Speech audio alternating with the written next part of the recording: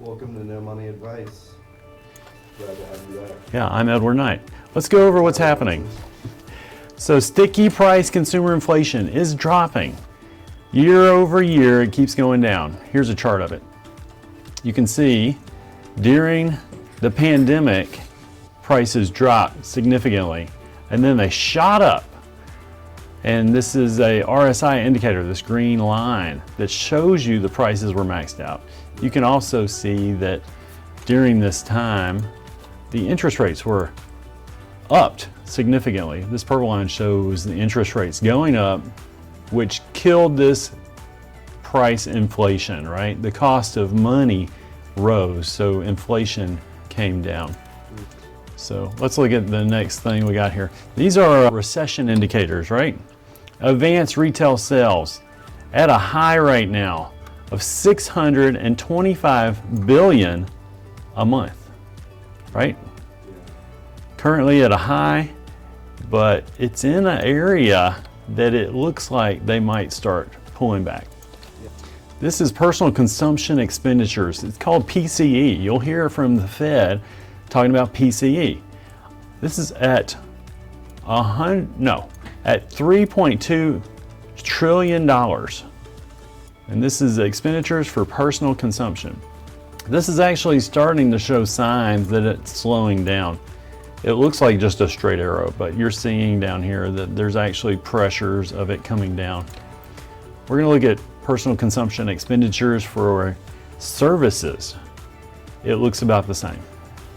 For durable goods, you'll see that it was up and down, and now it looks like it is starting to turn down again.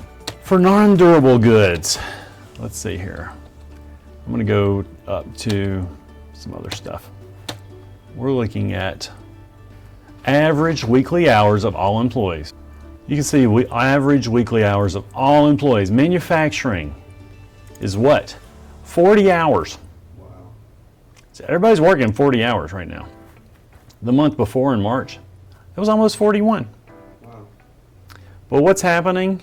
It's coming down from its highs. What was the high on it? Way back in September of 2018 or even November of 2014. It was just 41. So everybody would work. Not significantly coming down, but yes, it is coming down. So which way are we projecting it down? This is what happened during the pandemic. It went from 40 to 37, 38. Wow. This is what happened during the financial crisis. It went from 40 to 38 and a half. So it's not significant. This is all manufacturing. We're not seeing a significant change right here, but we are seeing it where it's kind of weakening. Yeah. Here's a non-supervisory average weekly hours of production and non-supervisory employees in manufacturing. So that is showing similar. I gotta remove this. I gotta take this off. It's hiding my data. All right. So that's 41. That is actually going up from a low of 40. So total business sales, 1.92 trillion for March. For February, very similar. Business sales, total business sales are still climbing, but they're at a point of momentum where it's hard for them to go further. Yeah, because they're so high up right now. Yeah, and this is a monthly chart, but it is still climbing. Business inventories are still climbing. Total business inventories are $2.58 trillion. They came down here, they hit a support line at 2.5. Now they popped back up to 2.58. Now I'm expecting these to come down.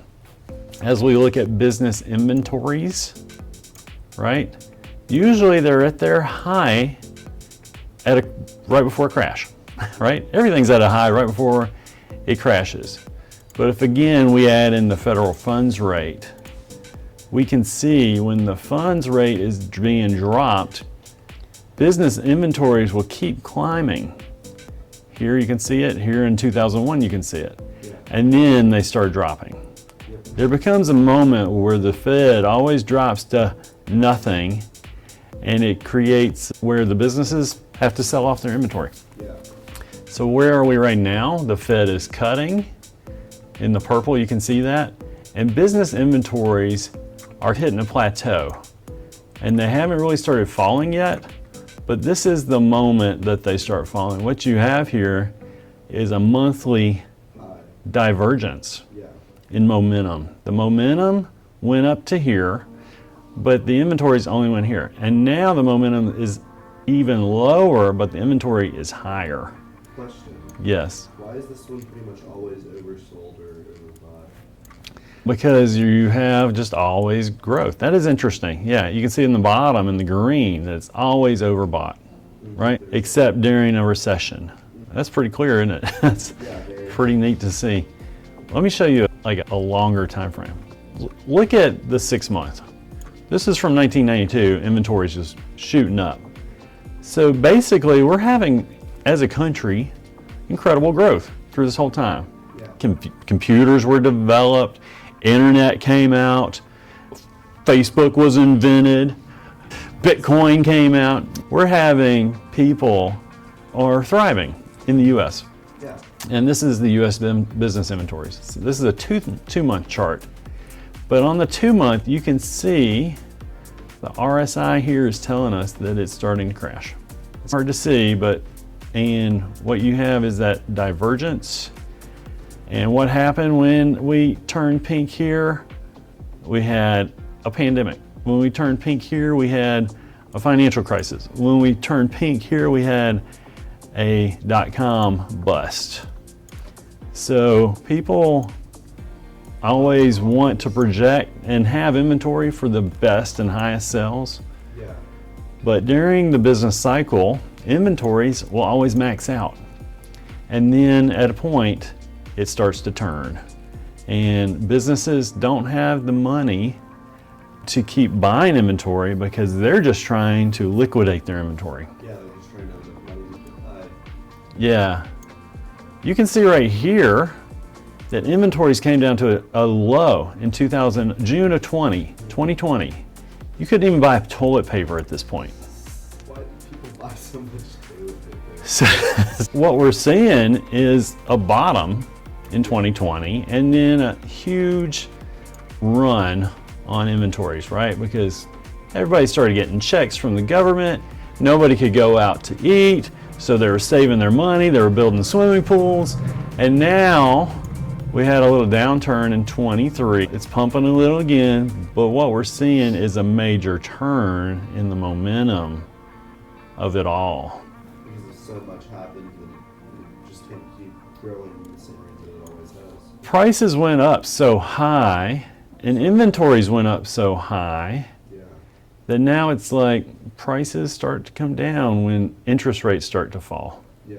You can get a car cheaper if the interest rate is cheaper. Because then the interest on the car is cheaper. Yeah. So let's go to the next thing. Business inventory sales rate. Here's pending home sales in the United States, month over month. And this is jagged information to look at. But you can see that these pending home sales, what is that? Where's the zero line? Month over month, so this is a percent. So here's the zero line. They have drastically dropped from a high in March to a low in April. So if you sell homes, you probably noticed a little change in the home sales. What is happening? We're getting a blood diamond on this. That's never a good thing. Yeah. I'd like to go to, the other home sales chart. We'll see if it comes up later. So what's going on with home sales? They were going up and now they're starting to crash. Let's go to, this is the NBER. NBER is an organization that will come out and say, yes, we're in a recession. So these are the periods of that recession. They have not come out and said anything that we are in a recession yet. We have a blood diamond. Yeah, we have a blood diamond on homes, and this is the University of Michigan Consumer Sentiment. That dropped. Look at this drop and where it is at 52. And look at the low. Has it ever been this low? It doesn't look, well, it's been there once. And in 2022, not during the dot-com or the financial crisis, or even back in 1990 during the S&L loan crisis. I have a question. Yeah. What was with the dot-com? I don't hear. Is it like when the internet was invented when we had a major recession? Yeah, after basically all these dot-coms were buying Super Bowl ads, they were going crazy. People were investing in dot-coms like crazy. Yeah. Well, it's going to be the change of the world, right? And most of them were just junk.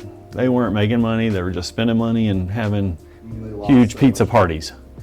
And they lost just a ton of cash. So yeah, if we're seeing a high on the RSI for the consumer sentiment. And we're seeing an all-time low for this consumer sentiment. And we have a long way to go. Yeah. Wow. Is there a time it's ever been lower? I'm trying to see. This is basically the lows. Crazy. Yeah. And some of these lows happened after the recession had started, right? This recession in 2008 and 2007 started back here, but the lows happened right here. Yeah. I want to remove the RSIs. And so you can see the low is here. The low is here in the dot-com bust. The low is here in 2020. This is now the low for consumers on how they think it's going, their future is going. That's not a good sign. And this just came out in April. Yeah, you don't want your future to be low. Yeah. So we're gonna go to the next chart. This is continuing claims for unemployment. So right now we have 1.96 million people that are on unemployment. This momentum wave is crashing to the upside in a big way. RSI is showing that it was high here and low here and low here. We have the all-time low right here, and then after the pandemic we have another low. But what's happening? It's starting to crash up. So over the next few months, I expect this to go up to 2.43 million people unemployed. Yes. This is initial claims right here. This is how many claims are being filed each month, right? Yeah. Or each week, actually. We can go down to the week here, but I'm gonna go to the month. So when do we know unemployment is becoming a real problem? There's a certain time that it passes over a certain number, and at that time, recessions happen. Yeah. Let me remove this. Recessions usually happen like when it passes over this 350 range. Here's 370. You can see in 1990, it went over this 365 recession. It went over this 376 recession.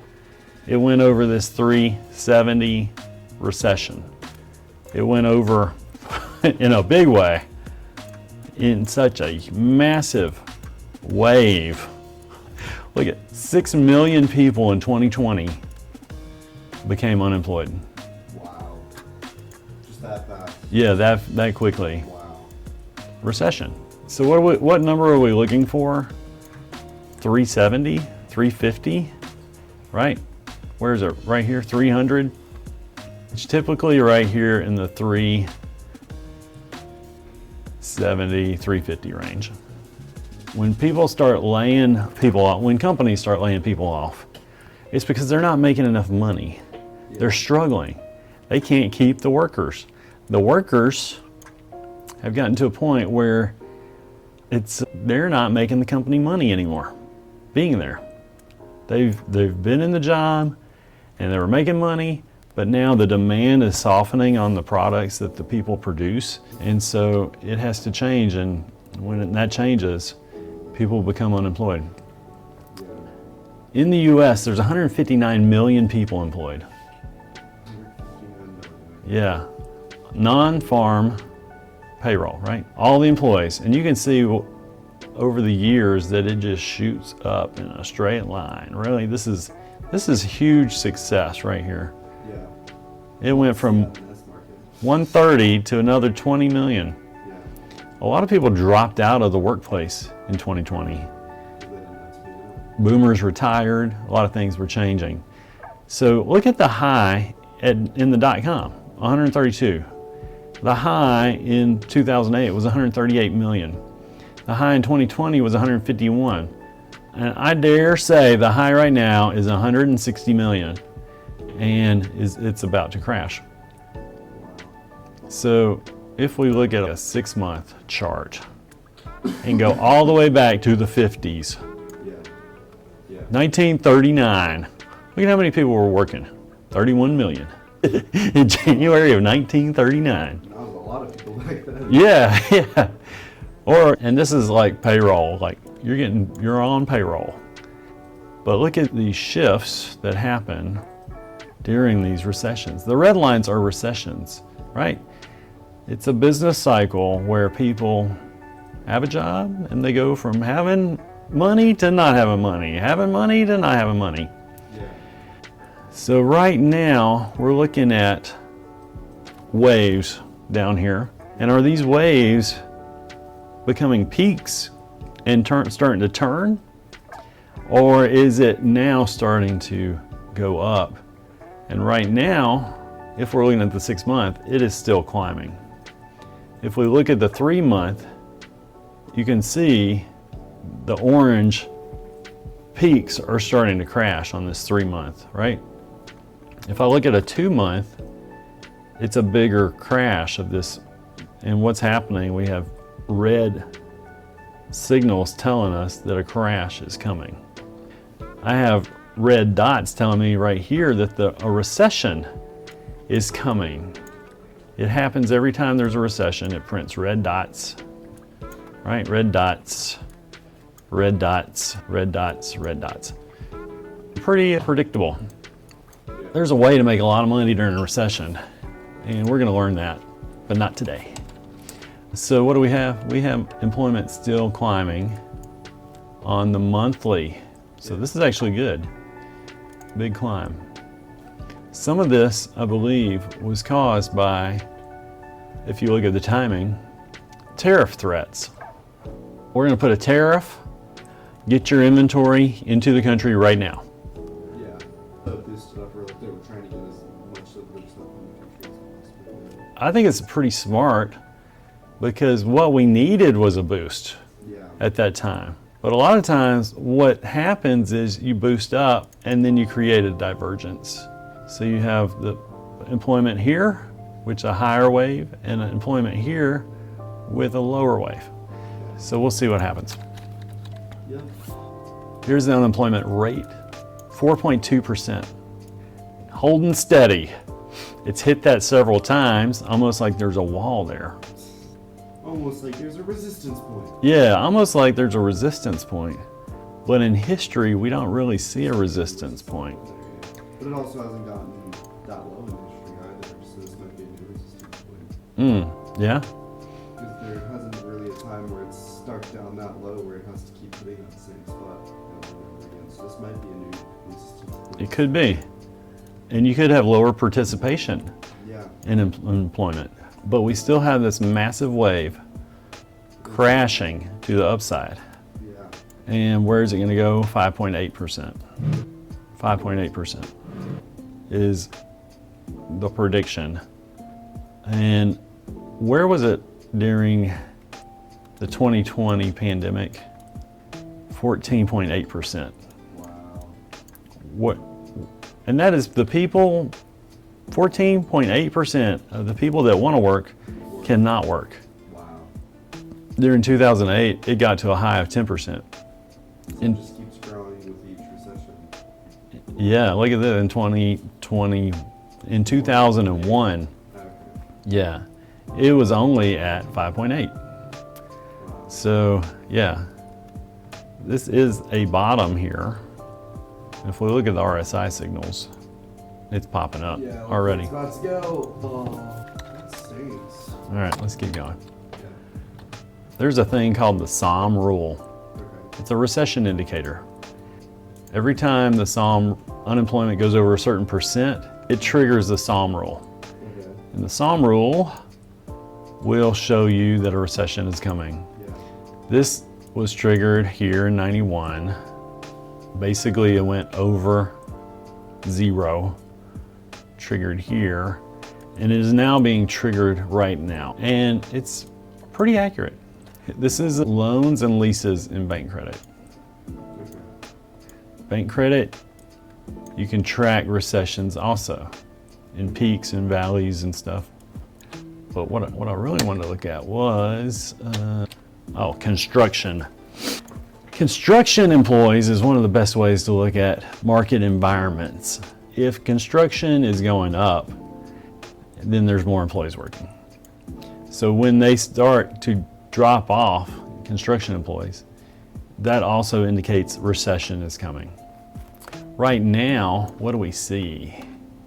That it's still climbing. Yeah, it looks like it's still going up. It's still climbing. Money flow up. It's highly overbought. Yeah. Blue scale. But this is the momentum of construction employees. So you can see this dropping. Anyways, truck transport, look at truck transport, was at a high at 159 million, 1.59 million, and now it's dropped. And it's still gapping here. Yep, those are.